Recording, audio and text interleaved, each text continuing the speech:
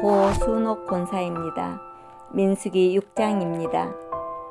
여호와께서 모세에게 말씀하여 이르시되 이스라엘 자손에게 전하여 그들에게 이르라.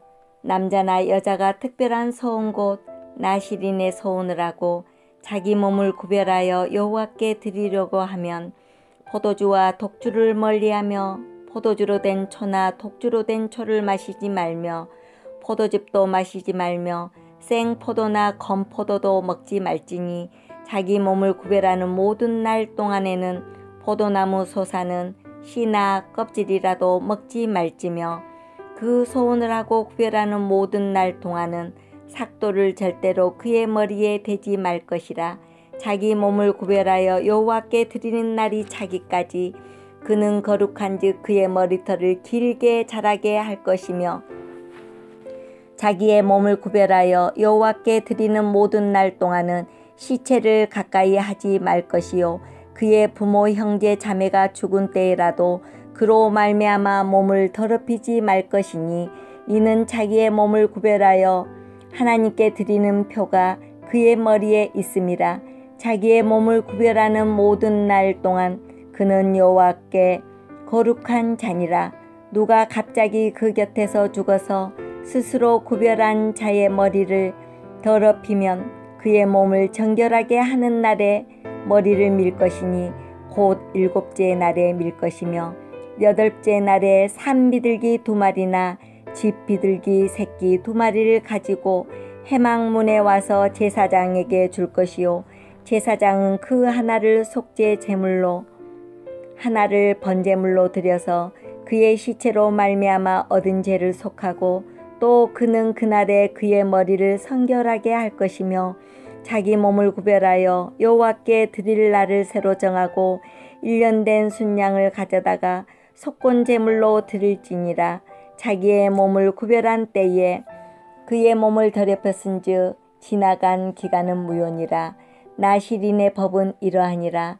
자기의 몸을 구별한 날이 차면 그 사람을 회막문으로 데리고 갈 것이요 그는 여호와께 헌물을 드리되 번제물로 1년 된 흠없는 순양 1마리와 속죄 제물로 1년 된 흠없는 어린 암양 1마리와 화목제물로 흠없는 순양 1마리와 무교병 1광주리와 고운 가루에 기름 섞인 가자들과 기름 바른 무교 전병들과 그 소제물과 전제물을 드릴 것이요 제사장은 그것들을 여호와 앞에 가져다가 속죄제와 번제를 드리고 화목제물로 순양의 무교병 1광주리를 아울러 여호와께 드리고 그 소제와 전제를 드릴 것이요 자기의 몸을 구별한 나실인은 회막문에서 자기의 머리털을 밀고 그것을 화목제물 밑에 있는 불에 둘지며 자기의 몸을 구별한 나실인이 그의 머리털을 민 후에 제사장이 삶은 순양의 어깨와 강주리 가운데 무교병 하나와 무교전병 하나를 취하여 나실인의 두 손에 두고 여호와 앞에 요제로 흔들 것이며 그것과 흔든 가슴과 팥들어 올린 넓적다리는 성물이라. 다 제사장에게 돌릴 것이니라. 그 후에는 나실인이 포도주를 마실 수 있느니라. 이는 곧 서운한 나실인이 자기의 몸을 구별한 일로 말미암아 여호와께 헌물을 드림과 행할 법이며 이외에 내 힘이 미치는 대로 하려니와 그가 서운한 대로 자기의 몸을 구별하는 법을 따라 할 것이니라. 여호와께서 모세에게 말씀하여 이르시되 아론과 그의 아들들에게 말하여 이르기를 너희는 이스라엘 자손을 위하여 이렇게 축복하여 이르되 여호와는 내게 복을 주시고 너를 지키시기를 원하며 여호와는 그의 얼굴을 내게 비추사 은혜 베푸시기를 원하며 여호와는 그 얼굴을 내게로 향하여 드사 평강 주시기를 원하노라 할지니라 하라. 그들은 이같이 내 이름으로 이스라엘 자손에게 축복할지니 내가 그들에게 복을 주리라. 하늘에 계신 우리 아버지여, 이름이 거룩히 여김을 받으시오며 나라가 임하옵시며 뜻이 하늘에서 이룬 것 같이 땅에서도 이루어지이다. 오늘날 우리에게 일용할 양식을 주옵시고 우리가 우리에게 죄 지은 자를 사하여 준 것 같이 우리 죄를 사하여 주옵시고 우리를 시험에 들게 하지 마옵시고 다만 악에서 구하옵소서. 대개 나라와 권세와 영광이 아버지께 영원히 있사옵나이다. 아멘.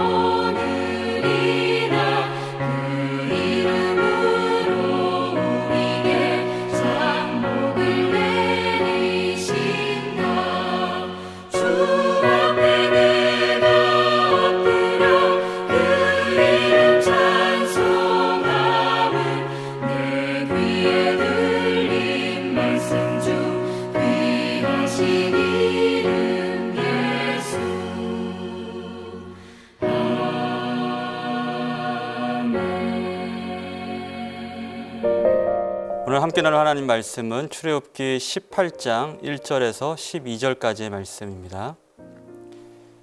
6절에서 10절까지만 제가 읽도록 하겠습니다.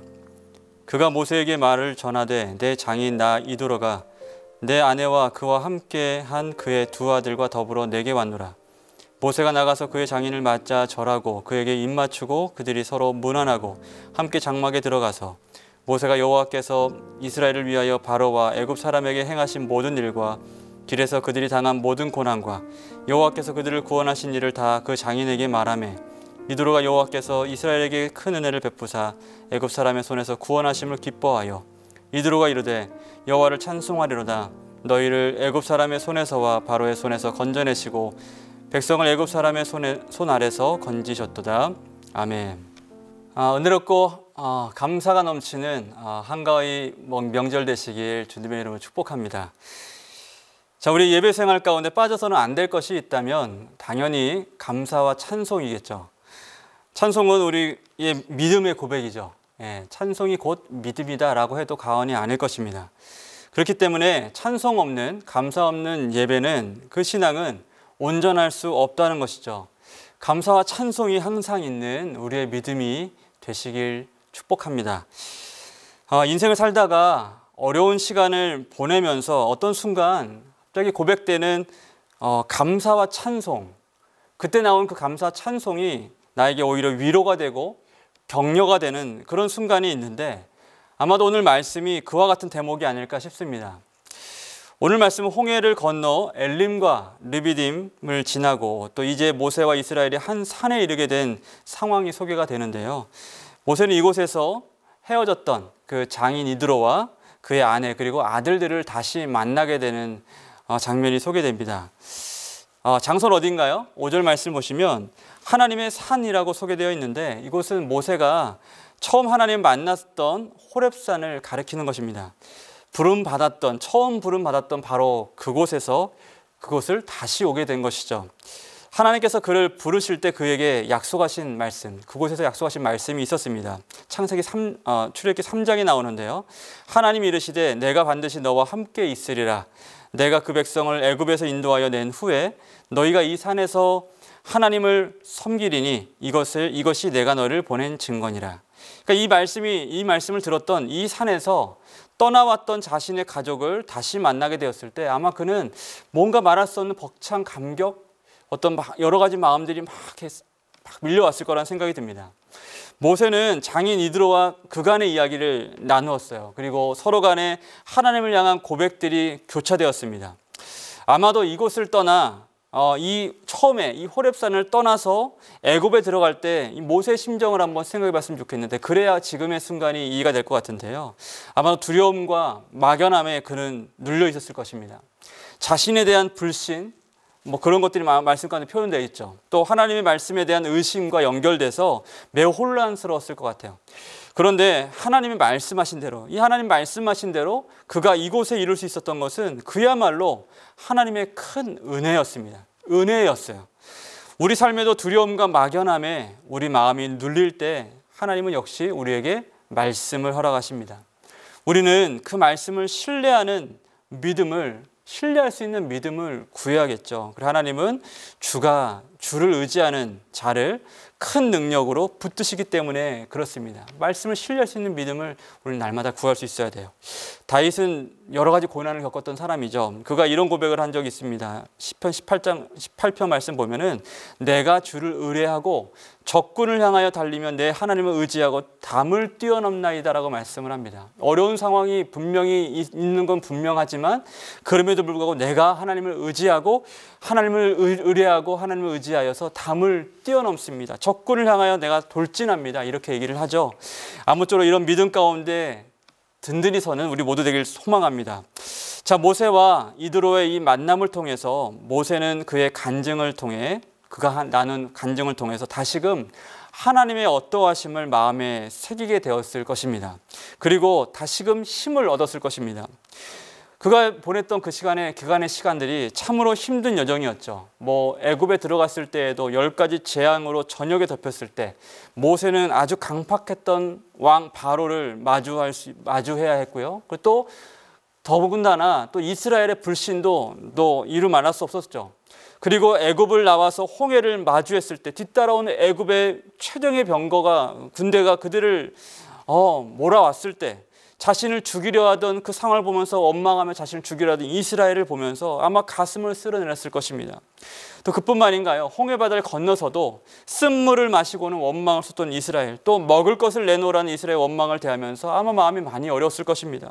그리고 첫 번째 싸움이 된 이 전장 말씀이 나오는데 아말렉과의 전투가 끝난 뒤 어쩌면 지쳤을 법한 바로 지금의 이 순간 이드로와 나누는 그간의 이 고백은 그를 다시 세워주기에 충분한 시간이 되었을 거라고 생각이 듭니다. 자, 그렇다면 그를 다시 붙들고 격려해야 한 그들의 고백의 주제는 무엇이었나요? 그들의 고백의 주제는 무엇이었나요? 이드로의 찬송 가운데 그 주제가 담겨 있는데 10절입니다.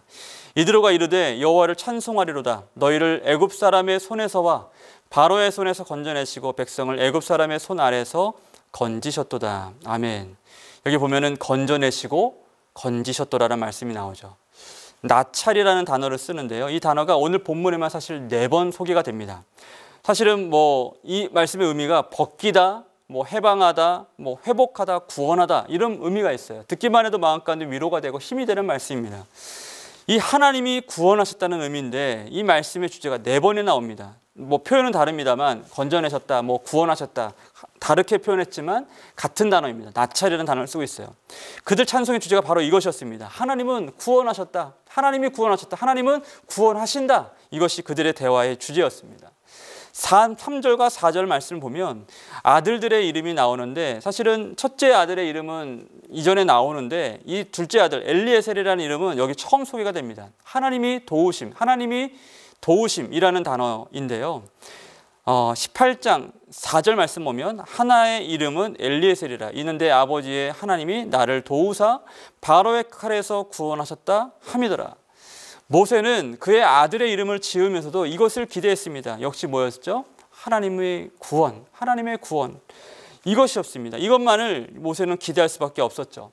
이스라엘을 이끌면서도 또 예상치 못할 대적들과 싸우면서도 오로지 그가 바랄 수밖에 없었던 것은 오로지 하나님의 구원뿐이었습니다. 이제 그 구원을 경험하고 나서 새로운 믿음으로 다시 이곳에, 처음에는 의심의 순간이었지만 이 호렙에서의 시간이 다시 하나님의 구원, 놀라운 구원을 경험하고 나서 이 호렙에 다시 서 있게 된 것입니다. 여러분, 우리가 오늘 기대하고 붙들 우리의 믿음이 무엇입니까? 우리의 소망이 무엇입니까? 역시 하나님은 구원하신다라는 것이죠. 여러분, 인생 살다 보면 많은 어려움들을 겪습니다. 개인의 건강의 문제, 또 직장, 그리고 사업의 문제, 자녀들의 문제, 여러 가지 답답한 일을 마주할 때가 한두 번이 아니죠. 가슴을 쓸어내기도 하고 또 지친 마음에 너무나 오랜 고난의 시간 때문에 마음이 굳어져서 하나님을 찾기조차 어려울 때도 분명히 있죠. 그런 순간에도 우리가 마음 가운데 새겨진 그 말씀을 기억해야 되는데 그것이 무엇인가요? 하나님은 날마다 우리를 구원하신다라는 것입니다. 이 말씀이 저에게는 참 마음의 위로가 되었습니다. 이 진리만이 우리가 붙들 또 오늘의 우리의 찬송이 되도록 해야 한다는 것이죠. 다윗은 그의 시를 통해서 이렇게 고백했습니다. 오직 그만이 나의 반석이시오 나의 구원이시오 나의 요새시니 내가 흔들리지 아니하리로다. 또 68편 말씀 봐도 날마다 우리 짐을 지시는 주 곧 우리의 구원이신 하나님을 찬송할지로다.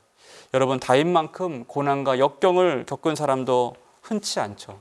그러나 그의 고난과 역경이 깊을수록 그가 경험했던 영광도 너무나 깊고 풍성한 은혜였습니다. 다윗의 시를 보면은 날마다 그의 마음이 힘든 순간, 애통하고 비통하는 순간에서도 하나님의 구원을 계속해서 바라보려고 하는 열심과 아주 집중력 있는 모습을 보게 합니다. 그 갈망이 결국은 위대한 왕 다윗을 만들게 했던 것이죠. 사랑하는 성도 여러분, 하나님은 우리의 구원이십니다. 오늘도 우리의 구원이십니다. 우리가 지금 어떤 길에서 어떤 구원을 필요로 하든지 간에 하나님 반드시 주의 백성들을 푸른 초장으로 인도하실 것입니다. 그분이 우리의 영원한 우리의 목자가 되시기 때문이죠. 오늘 모세의 고백이 아무쪼록 우리 모든 가족과 또 우리 모두의 고백이 되길 소망합니다. 이 말씀을 붙들고 날마다 찬송 가운데 감사함 가운데 주의 구원은 날마다 묵상함으로 주의 이름으로 승리하는 저와 여러분 되시길 주님의 이름으로 축복합니다. 기도하겠습니다.